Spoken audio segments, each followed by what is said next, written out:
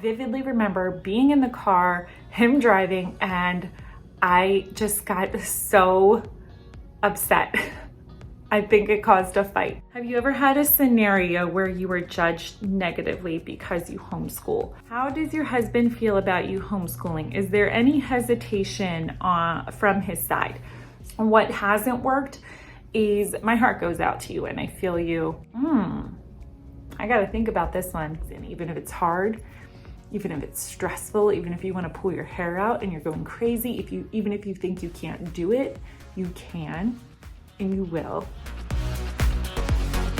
Hey everyone, welcome. My name is Lauren. Thank you so much for being here today. I am super excited about today's video because it is a Q&A, but it's also a giveaway. And I have been waiting to do this video for quite some time. I recently hit 1,000 subscribers, so just as a way to say thank you so much to you, I am doing a giveaway, so make sure you stick around to the end for details on that giveaway. So question number one, how did you start homeschooling? This is our 4th year of homeschooling. I have 3 girls and they're in 4th grade, 2nd grade, and kindergarten. My husband's cousins, they actually homeschool. He was talking to them one time and we were driving home and he goes, Lauren, I was talking to them and I thought that would be, that would be really cool if we homeschooled. And I vividly remember being in the car, him driving, and I just got so upset. I think it caused a fight. I was like, who's gonna be homeschooling these children? I'm sure you can imagine how it went. So fast forward a few years, I had seen a friend of mine whose daughter was a little bit older, homeschooled for a year, and she was just telling me all about it. And I don't know, something kind of clicked and I was like, that actually sounds pretty interesting. I think I could do that. That actually sounds really great. Still on the fence, my kids weren't old enough to go to school.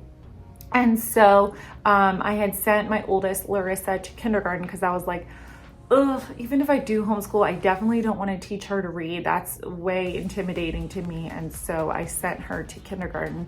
And through that year, I prayed on it all year. And eventually, me and my husband came to the conclusion that we would homeschool. So I went from not wanting to ever do it, hating the idea, to kind of warming up to now I absolutely love it. How do you balance 3 kids at different levels? What do the other 2 do when working one-on-one with the other? Homeschooling with multiple children, especially when you're just starting out, and especially if you have young children like toddlers or babies, I feel like all of those just stack on top of each other for the degree of difficulty. So the first year was pretty difficult. Lola was only, I think she had just turned 2. And I've shared this before, but she cried. School only took us at that point, because I had a preschooler and our 1st grader, school only took us maybe at most 2 hours for everything. She cried the whole time. She wanted to be held. She just cried and screamed for like 3 months, the first 3 months of school. If you have babies and your oldest is like in 1st grade, don't worry about history and science and all these things unless they absolutely love it. And are asking for it and it's like exciting to them. I just don't think it's absolutely necessary. It's really difficult. Just my experience, maybe you have another one, but for small children, it's pretty difficult. Now, this again is our 4th year and I feel like each year has gotten increasingly smoother and easier. Teach the youngest first, I would say. Give them the most time, fill up their cup, so to speak.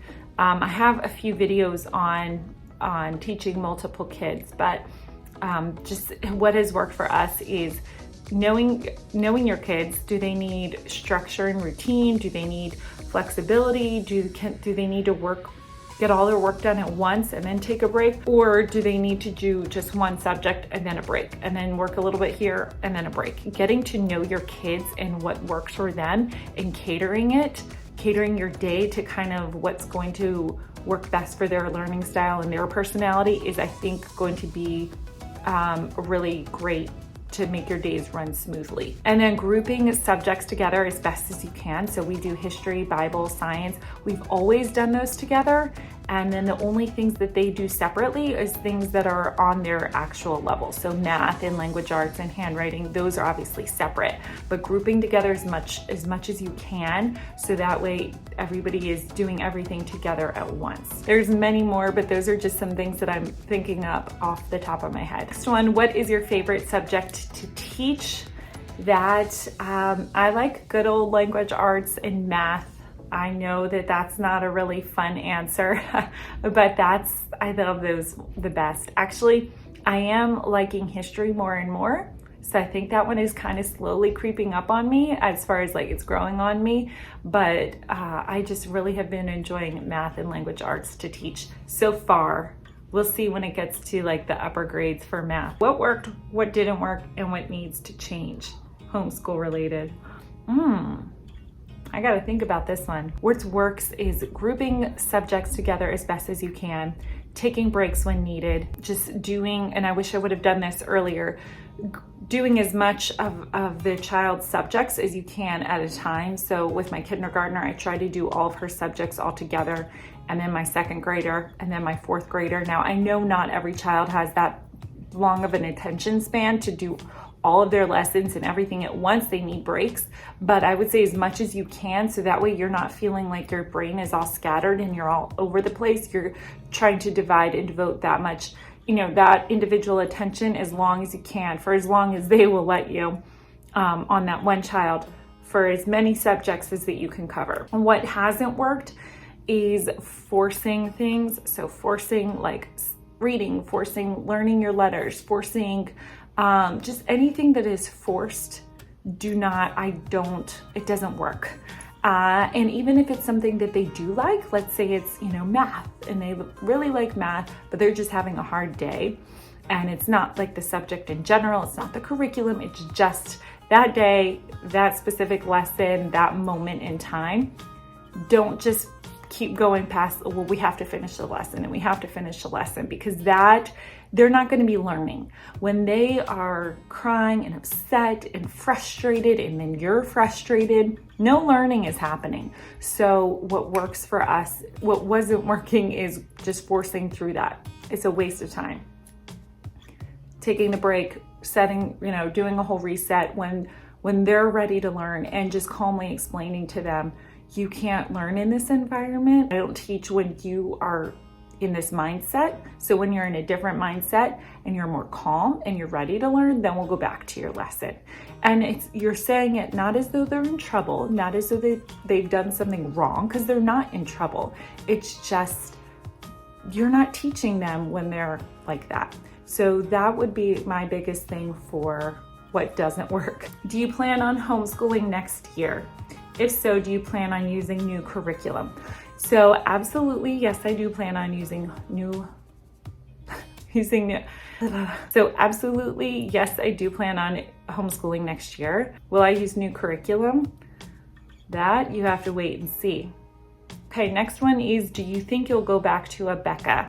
I guess it just depends. I have used a Becca for language arts, for their science, for their history. I had only planned on really using their science and history for like the lower elementary ages, because I really liked it. My kindergartner still uses a Becca. So yeah, I'm gonna keep her with a Becca and until next year. My older ones, I don't know. I take it for language arts. I always take it year by year. I evaluate the child, I evaluate the program. Like I don't just say we're gonna just stick with this. I always, for every subject, look to see what's going to work best for that kid that year. For math, I've never used a Becca's math as like our main math. I've always only used it as a supplement, and I'll continue to do that for a supplement. We use their arithmetic alongside of our curriculum, math curriculum. Okay, next question. Has your husband ever tried taking over for a day with homeschooling bookwork? Yes, in fact, many days. It's been an interesting past 3 years. He had an injury several years ago at work. I'm not going to get into all that right now, but he was home for quite some time. And normally when I work, my mom was coming over to to homeschool. But he was at a point in his injury that he was independent around the house, but he just wasn't quite physically ready to get back to work. So he was kind of in that limbo stage. So during that time, we didn't need my mom to come over since he was here. And so he did school with them. Yeah, he did as much as he felt comfortable with. He sometimes was like, I don't know, I feel like I'm gonna mess up their language arts or their math. He did great though, he did really great. And so yes, he has definitely done school with them, and sometimes he's done even like science lessons and, you know, Bible and things like that. And when he does the science, it's very, very sweet to see like the hands-on things. So yes. Have you ever had a scenario where you were judged negatively because you homeschool? No, actually. I haven't. Everybody I've come across has either been supportive or, you know, or questioning, but in a good way, like, oh, okay, you know, that's how they came across. Now they may have been thinking in their mind, she's crazy or, ugh, you know, weirdo. But to my face, like confronting me, nobody thankfully has ever been negative or questioned or anything like that. Okay, next one is, do you have family members that homeschool their kids too? Yes, I do. I have my brother and sister-in-law homeschool their kids. They have 4 kids. Well, one's a baby, but the other 3 are homeschooled. They're my girls' age. And then my uncle and aunt, so my first cousins, they're a little bit older. They're younger than me, but older than my kids, so they're in between. They have homeschooled for quite some time, several, I don't even know how many, 7 or 8 years, something like that. Like I was saying, on my husband's side, his cousin, they homeschool their kids. So yeah, we have homeschoolers in our family. Do your kids ever ask to go to public school? So no, not public school, but they do ask to go to a Christian school. It's actually the Christian school that I went to. We live like 5 minutes away, but we're still involved. They're still involved in certain activities, so they know a lot of the kids there. So, and that's where my oldest Larissa went for her kindergarten year. So they do ask to go sometimes to that school.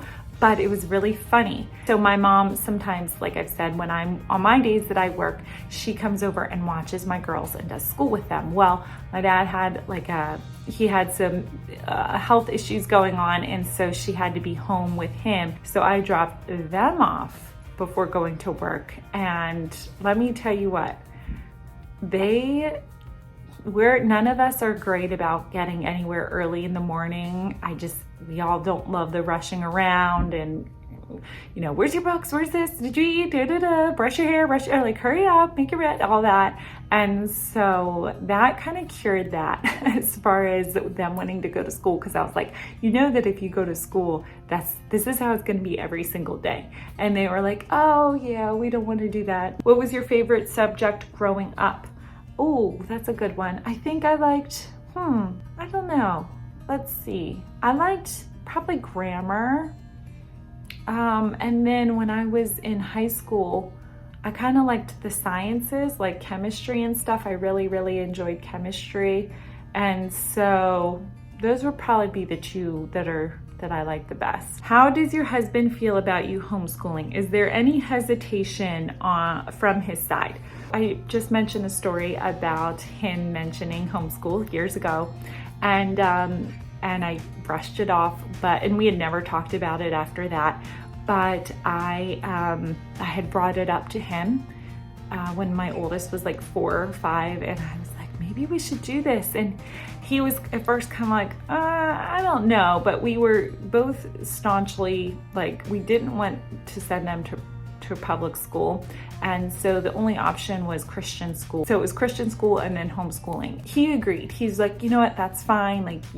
That's fine. We'll do homeschooling. And he was kind of neutral. He wasn't like, yes, pro homeschooling, but he wasn't like, no, not my kids. Like it was just like, okay, that's fine. We'll try it and see how it goes. But what really, I think, won him over, so to speak, is when he saw how much they were learning and progressing, especially Alexia, who's my middle one, and how she went from not knowing any letters and to reading by the end of the school year of our first year, sounding out words. And so when he saw that and just everything they were learning, it won him over all that first year. And so after that, he's just been a big fan, super supportive. He was never not supportive. He's just been much more of a fan and much more like, he's a believer now, I guess you could say. So that is one thing I will say I'm so grateful for. I know not everybody has like their spouse or their family on board, and it can make it really tense and really difficult and frustrating, and just, you know, homeschooling can be hard as it is. And then when you don't have that support, it just makes you feel, it just makes that burden much more heavy.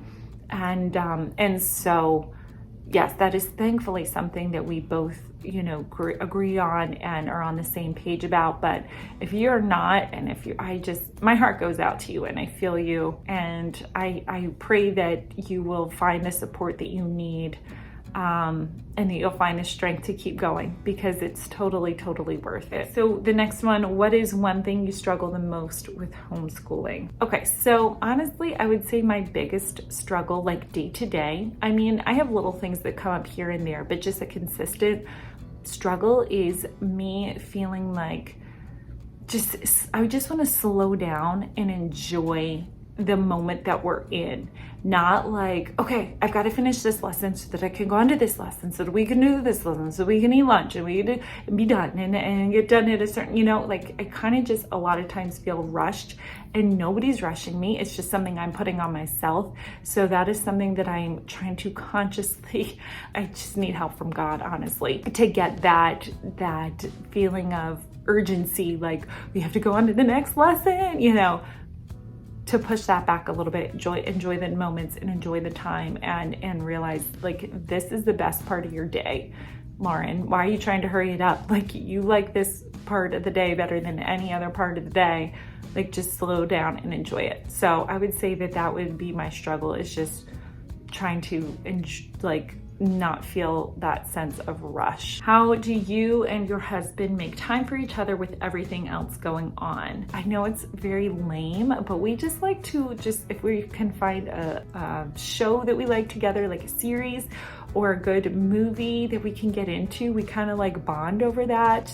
I don't know, we just go back and forth, like talking about like what's gonna happen and this and that. We just like to, we can't really binge watch too much because again, we have to get up early and all that, but just finding a show that we like is just something that's just kind of at the end of the night, we're both tired and it's relaxing to us. And just running little errands that are boring, that you're like, again, just so lame, but just still fun, like going to Home Depot or going to Costco, whatever it is, and just seeing what they have there, window shopping, just talking and just kind of keeping it light. So that's kind of the main things that we do. We're trying to get a date night, even if it's not every week, just maybe every other week. But it doesn't have to be fancy. Like I don't need any of that. Again, I even love afternoon dates where we just maybe go to lunch, and we're not super into like outdoorsy things. So we're not really into like hiking and biking together.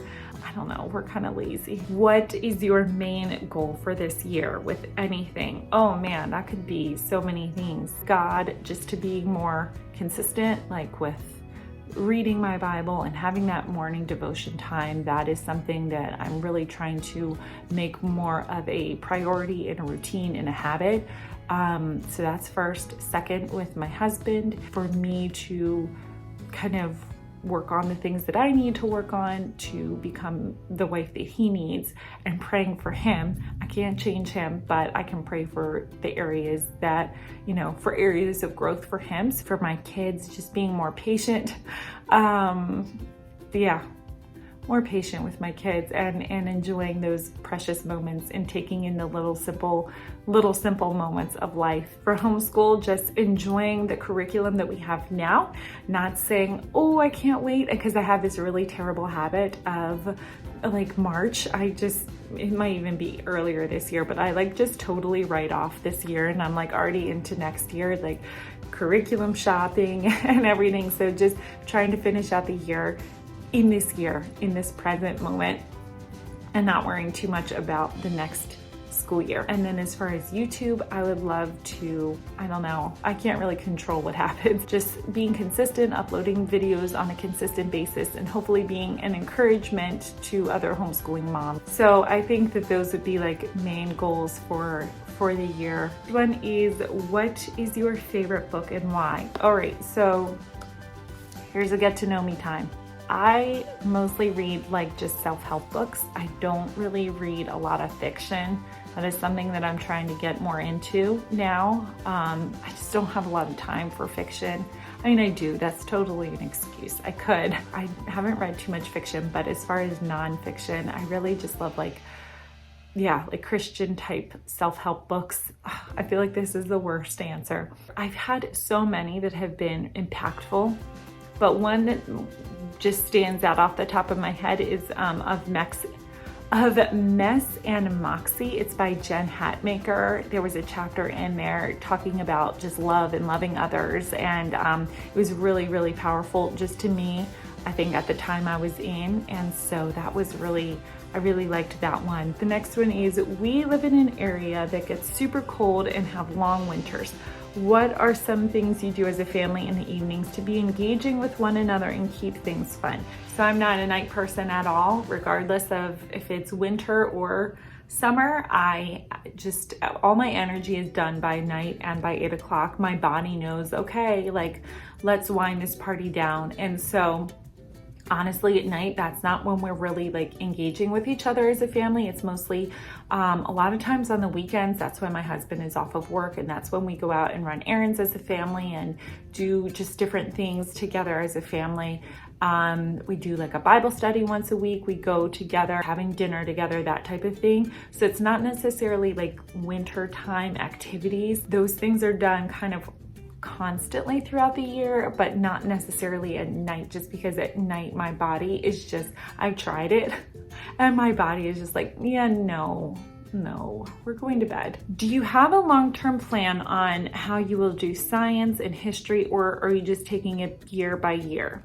Yes, I am taking it year by year. And the reason I'm doing that is because I used to have long-term plans like crazy. My child was in 2nd grade and I was already like, and then for high school, we're gonna be doing this curriculum. Like, what was I thinking? I don't know. We ended up, the curriculum that I was gonna even use for like her next year, we never even used it.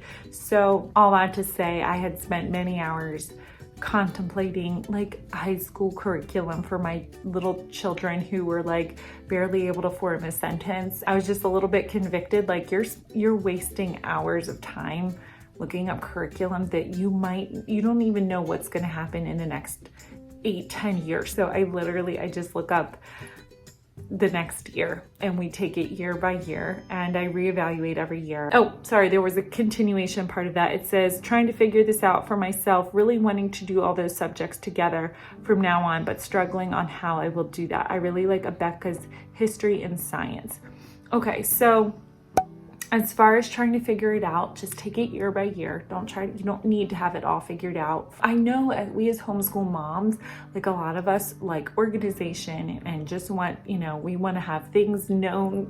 I totally get where you're coming from. Like I said, I was there myself, but we don't even know if like what we have planned, they're even gonna like, you know what I'm saying? And so we can't go too far ahead. We have to kind of just take it year by year, step by step. And even sometimes within that year, things change. As far as doing group subjects together, strongly recommend it.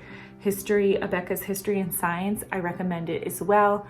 If you have a gap between your children, I would try to go with something that's like in the middle. So last year we did the 2nd grade Abeka science and the 2nd grade Abeka history. and my kids were in first grade and third grade, so that second grade was perfect. And so it worked really well. I really liked it, recommend it. I have some videos on if you want to see how we did it. How do you do your own Bible time devotional? Book recommendations about Christian life, parenting, etc. Things that you learned while homeschooling as a parent and wife. Thank you, blessings. Aw, thank you, and blessings to you too. So mine is mostly in the morning. Again, like I mentioned, I am not a night owl, so I know some people read at night or even in the afternoon. My best time is in the morning, so that's how I try to do my devotions. For book recommendations, I have a video that I kind of shared some of the ones that have helped me the most at the past few years, and so I will link that one below if you want to check that one out. And things that I've learned while homeschooling. Oh, there's too many. This could be its own video. Take time to enjoy the day that you're in. Don't look too far ahead. Don't regret the past. Just enjoy today. Enjoy the moment that you're in. Enjoy those little kids, those little faces that you see, because in a few years, they're going to be different little people than they are today. So enjoy that season, even if it's hard, even if it's stressful, even if you want to pull your hair out and you're going crazy, even if you think you can't do it, you can and you will, and God will get you through it. And enjoy it the best you can. And if you don't enjoy every second of it, that's okay too. Don't beat yourself up, and don't feel shame and judgment on yourself that you haven't enjoyed it and that you feel the pressure to enjoy it, because there's going to be days that are just going to be hard, that you're not going to enjoy. But try to have your overall attitude of your days being joy and looking at the blessing and the opportunity that you get to homeschool and be with these children every day, and it is a blessing. Next one is your life how you imagined it would be in high school. Ooh, that's a good one. No, it's not, but I don't know. There may be a few whose life are how they imagine in high school, but I would say the majority of people, no, your life is not how you imagined it would be in high school. How are you managing working part-time and homeschooling? I have help from my amazing mom, and when she's not able to help, my mother-in-law, and I am so blessed and so grateful. It's something that we've been doing all 4 years that we've been homeschooling, so it's not something that, it was definitely something that took adjusting and getting used to, but it was something that I was so passionate about and felt so led to do that it was never like a burden in the fact of, oh no, I have to homeschool these children. You know, it was something that I look forward to. So it is a juggle. It is, it's hard. It's not easy, but no, you know, whether you work or don't work, none of it's easy, you know, but with working, you just have to juggle a little bit differently, I would say. And then you just kind of get into a groove, and then things go smoother from there. But there is a little bit of a learning curve and adjustment period, and that's normal and totally fine. So if you find yourself, if you're new to homeschooling and working and you're in that, like, that is totally fine and normal. Reach out anytime if you want, and I'll be an ear to listen to if you want, because I know it can be a little bit, you can feel like you're stretched thin, but it's doable. It's totally doable, and it's totally worth it. I don't know if that answered your question. I did a day in the life, and actually I'm going to come out with a second one on working and homeschooling and just how that looks on a day-to-day level. And then I also had a video on just kind of like sharing tips from working. So I'll link those below so that you can check those out if you're a working mom, or if you're not a working mom and you just want to see how it works, then you can watch those too. Okay, I think that is it. I answered all of the questions. Thank you so much for everyone who submitted your questions. I had fun answering them, and hopefully you had a little bit of fun listening to my randomness of, you know, my ramblings. So now for the giveaway. So I am so excited about this. So I've had this on my calendar for a while. Like, when I get to 1,000 subscribers, I'm going to do a giveaway as a thank you, because I truly appreciate you being here, whether you are subscriber number 1, well, maybe not number 1, because I think my mom was the first person to subscribe from the beginning, or till you just recently subscribed. I just thank you for being here. So I just want to do a giveaway to show my appreciation and just really, like, truly how much it means to me. So my thoughts behind this giveaway is that I created my channel to be, I want to just, my heart is to be an encouragement to other homeschool moms. That is my main goal. You have all been an encouragement to me, honestly. And so I really appreciate that. I really do. So with that in mind, I wanted my giveaway to be of the encouraging nature. To enter the giveaway, all you have to do, leave a comment down below with some homeschool advice or encouragement so that anyone who is watching this video can read the comments down below and get some good homeschool encouragement or advice or tip or trick, just any little nugget of information that you have that you feel like would help a fellow homeschool mom. Leave that comment down below. The second thing, like this video and subscribe to my channel and you will be entered into the giveaway. So I'll put more details in the description below so that you can see and make sure you've crossed off all the requirements. So that's, again, the requirements. Leave a comment of an encouraging, a tip, homeschool advice, whatever it may be. Subscribe to my channel, like this video, and that's it. So the prize is either a $50 gift card to Amazon or $50 via PayPal or Venmo, whichever you have. You can choose whichever one you prefer, and I will send that to you. I will reach out to the winner on February 15th. So thanks again. I've appreciated all the love and support that you guys have given me the last, 9 months or so that I have been here on YouTube. Thanks again for watching. Until next time, I will see you later. Yes? What is that laundry basket that's made out of sticks? The laundry basket that's made out of sticks? Yeah. Our wicker laundry basket? Yeah. I don't know. Why? Because What do you need it for? I need it for a game. I don't know, sweetie.